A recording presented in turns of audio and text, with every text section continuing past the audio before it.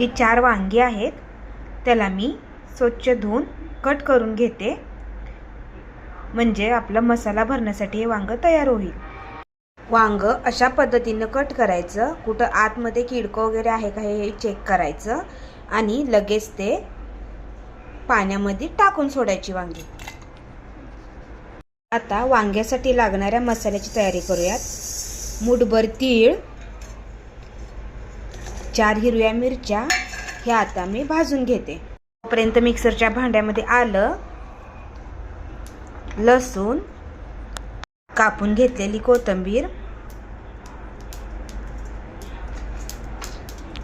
इथं तीळ आणि मिरची भाजत आहे, चमचाभर जिरे। हे भाजलेले तीळ आणि त्या हिरव्या मिरच्या भाजल्या का आपण मिक्सरला याचं वाटण करून घेऊयात।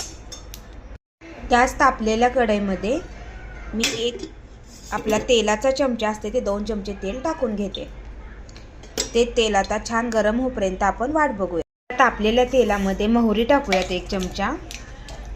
मोहरी छान तडतडली, जिरे टाकूयात। जिरे छान नाचतील त्यामध्ये लगेच हा एक कापून घेतलेला टोमॅटो टाकूयात। टोमॅटो पूर्ण विरघळेपर्यंत आपल्याला आता भाजून घ्यायचा आहे। हा मसाल्याला छान तेल सुटायलंय, त्यामध्ये आपण मीठही टाकून घेऊयात। आणि हे वांग बनवताना लोखंडाच्या कढईमध्येच बनवा, खूप छान टेस्ट येते।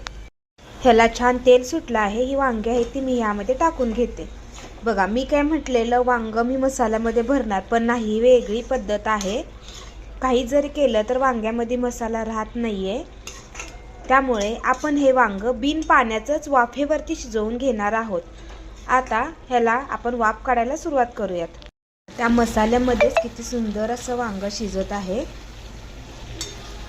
मस्त कलर पण आलेला आहे। अजून शिजायला हवं वांग हे, ह्याला अजून झाकून वाफ काढूयात। खाण्यासाठी तयार आहे चवदार आणि चटकदार वांग। त्यावरती कोथिंबीर टाकून घेऊयात। चला तर मग कशी वाटली वांग्याची रेसिपी सांगा कमेंटमध्ये।